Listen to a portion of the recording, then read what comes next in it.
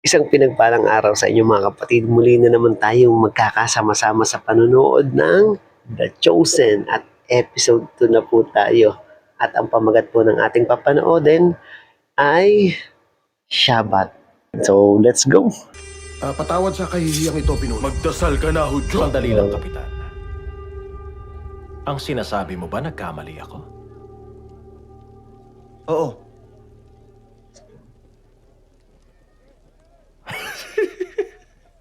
Saan ba nanggaling ito? Dito, sa Capernaum, Dominus. Naghahanap ang mga tulad ko sa buong mundo ng matatapang na tao para maging kaanib. Pero ipinagbabawal yon ng kapangyarihan namin dahil sinong matinong tao ang lalaban sa Imperyong Romano. Matino ako. Oh, pero ibang klaseng katinuan. Pasensya na, hindi ko maintindihan. Bale, ang sinasabi mo, si Simon ay wala sa antas ng mga mangangalakal sa dagat, pero ang sabi niya, magkakasama sila sa iisang lugar. Mali ba yun? Wala akong alam sa pakikipag-ugnayan niya sa mga tao. Pero kung totoo man yon, hindi karaniwan sa Hudyo at ipagkanulo ang kapwa niya. Sinasabi nga ng Hudyo na nangongolekta ng buwis sa kanila. Iba ang kaligayan ko sa kanila. Tama na. Hinahangaan kita. Alam kong hindi ka magugulat na hanggang ngayon, hindi pa siya tumutupad sa obligasyon niyang sabihin ng mga hindi nagbabayad ng buwis. Nilabag niya ang kasunduan. Hindi pa. Pero panahon ang magpapatunay sa'yo. Anong pangalan mo? Mateo. Si Dominus. Mateo. Parang kakailanganin ko pang matalas na kapangyarihan mo ng pagmamasid, Mateo. Espesyal na trabaho. Tatanggapin ko ang pagkakataon, Dominus. Mabuti naman. Hanggang sa muli, Mateo ng Capernaum. Salamat, Dominus. Salamat din. Si Mateo, siya yung nasa New Gospel. Sige, inumin para sa lahat. Hindi, kailangan nyo uminom para magsaya. Ano bang meron? Hindi ba ako pwede magsaya, mga kapatid ko? Hindi ba pwede? Pasensya na, Sol. Bigyan mo si Amos ng sidra. Hindi niya kaya Si yung Mateo malalakas na nasa New alak. Testament. Tobias, Kauna-una Jason, kailangan nyo sa to New para Testament. hindi nyo Matthew. maramdaman ang sakit ng pagkatalo. Yung sulat mo. Ikaw, hindi kita kilala. Bago ka dito, Nakakatakot, baka hindi lang isda ang nakawin mo, kundi pati mga babae namin. Kamukha mo si Absalom. Sana mas mahigitan pa niya si Absalom. Umiwas ka sa mabababang sanga bata. Umiwas ka rin sa matatarik na hagdan. Teka, Sol. Tama na to si Jason. Bakit? Ano bang ginawa niya ngayon? Itanong mo sa asawa mo. Mag-isa ka na namang iinom, Simon. Kayo, kailangan nyo ng tulong sa dagat. Ako, kailangan ko ng tulong sa lupa. Anong gusto mo? Juan, mukhang pinapayagan na ng Si tabernang to makapasok ang bata. Huwag mo kaming pakialaman. Buti na lang, may kasamang responsabling kuya. Sol, bigyan mo rin si Santiago at si Juan. Santiago. Sige na, maupo na kayo. Sige na. Si Juan. Ano yun? Ano bang ibig mo Sa sabihin? Gospel din siya. Ang Or mukha mo. Gospel. Masaya ka? Matthew, Mark, Hindi, Luke, gwapo at ako. John. Gusto ko lang ipakita na masaya mukha ko. Nililibre mo ang mga mangangalakal. Pinatataba mo mga tupa bago katayin. Tama. Ayokong maging miserable ka. Ganun ka, kaya ginagaya kita. Pwede ba magseryoso ka nga? Hindi ito isang laro. Nagsasaya lang naman ako dahil malaya na ako sa pagkakautang ko. Pansamantalang pagbawi mula sa kamatayan. Yung ginawa sa'yo, pandaraya yun. Salamat, Hori. Kailangan maging mabilis ka para sa Oo, susunod na makita mag-iensayo mo. ako. Salamat, Hori. Salamat. Pansamantalang pagbawi. Andres, sa totoo lang, ayoko rin nun. Pero ang mga taong to, hindi sila pamilya. Kayo, ni Eden, ang responsibilidad ko, hindi sila. Kayo ang lagi kong inaalala, hindi sila. At gusto mong maging mayaman. Oo, naisip ko kasing subukang maging marubdob. Siguro nga, hindi bagay sa akin.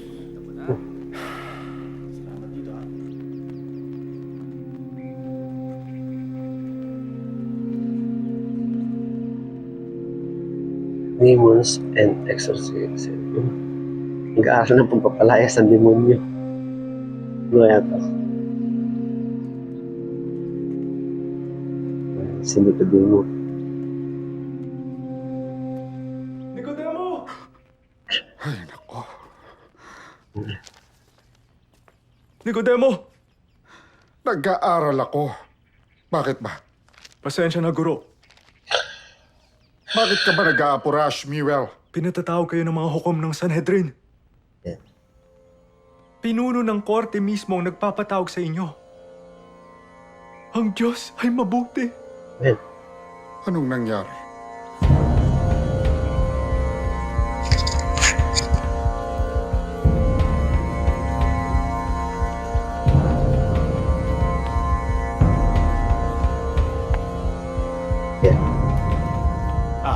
Gurong Nicodemo ng dakilang Sanhedrin. Kinararangal namin ang iyong presensya. Ang karangalan ay sa akin, pinuno ng korte. Sa pagkakaintindi ko sa sitwasyon, isa itong mahalagang usapin. Iniisip namin ang formal na pagsisiyasat. Ano ang mga paratang?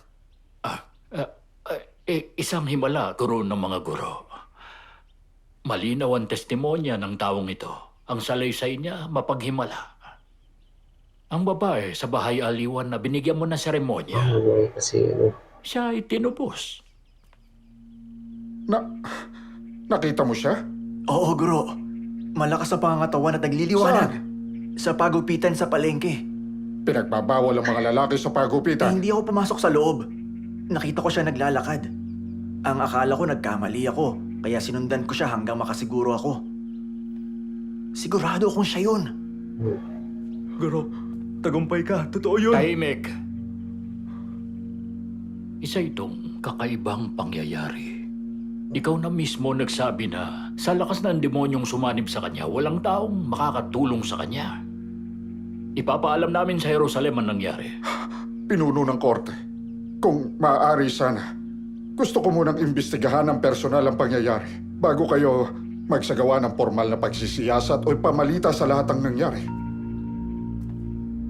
Natural pagbibigyan namin ang iyong hiling pero pwede ba naming malaman ang dahilan ng pag-aalangan mo?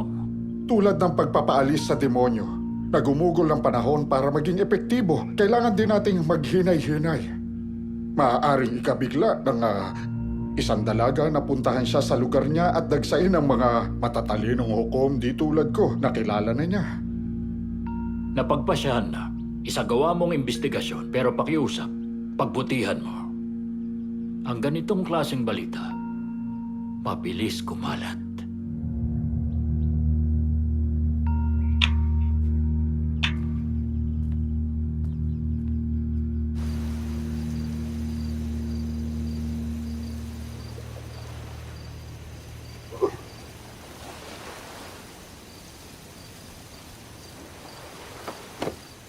Andres?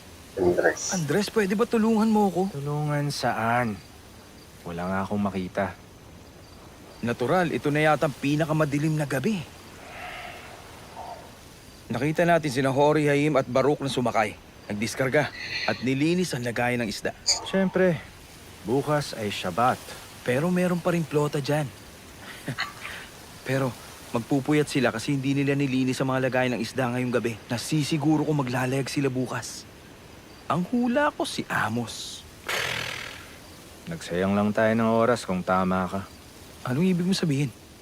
Ang ibig kong sabihin, naglalayag sina Gideon at Tobias kasama si Amos. Hindi ko naman sinasabi sigurado akong si Amos nga eh. Kung sino man yun, sigurado maglalayag sila bukas. Lagot sila. Lagot sila? Kapatid natin sila. Mas mahal ka pa ni Tobias kesa sa sarili niyang ama. O ngayon, kasalanan ko ba na hindi niya alam kung ano ang tama? Hinihintay ko lang na sabihin mo na parte ito ng plano para lokohin ng mga Romano. Andres, may mga tao na nandyan. Ninanakaw ng mga taong yun ang pagkain sa bibig ni Eden. Kukunin nila ang bangka, pati buhay natin. Siguro nga, pero tayong pumipili ng gusto natin. Sa tingin mo, pinili ko to?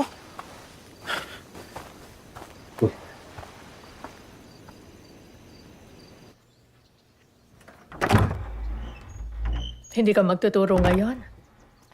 May sasaliksikin ako.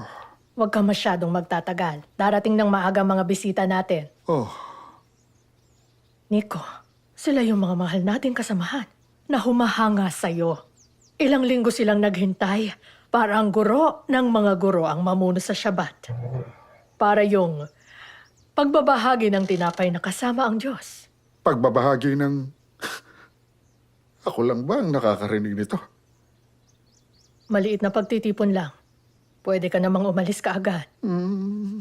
Susubukan ko na lang iwasang humaba pa na parangalan ng Diyos at ang ating pamana.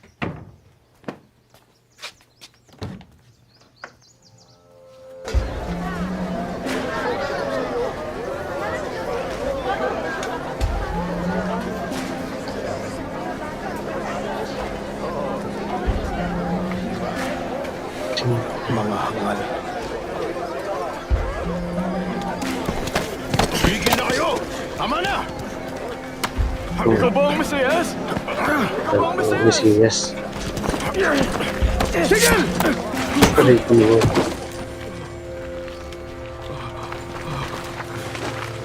Gusto mo ba mawala yung pangit na ilong mong yan? Ano mga Romano, kakatakot naman. Salamat. Iisa lang ang lengguwahe ng kapayapaan, Marcus. Matuto kang magsalita nun.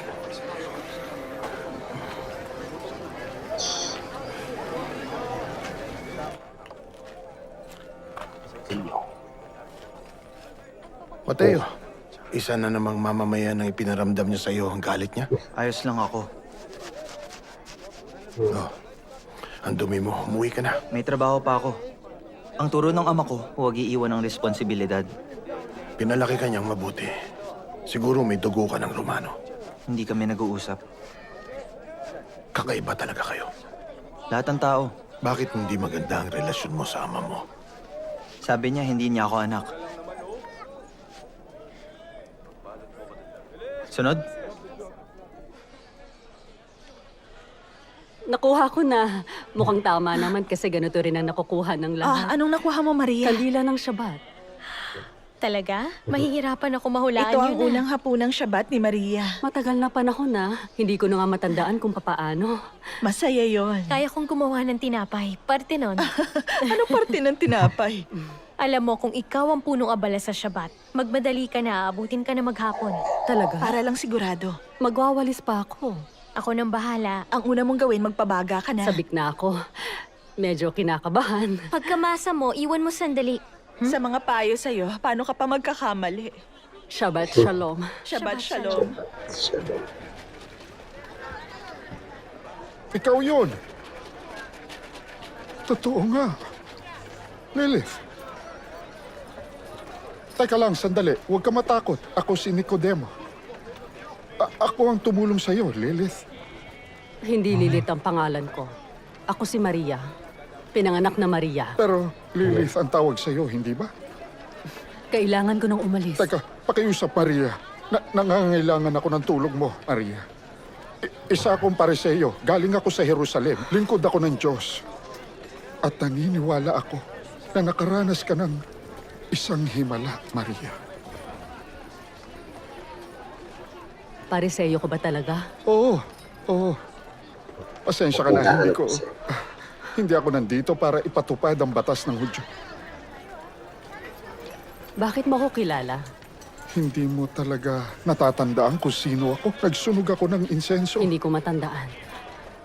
Malabo ang lahat. Hindi ko na gustong balikan yun. Hindi.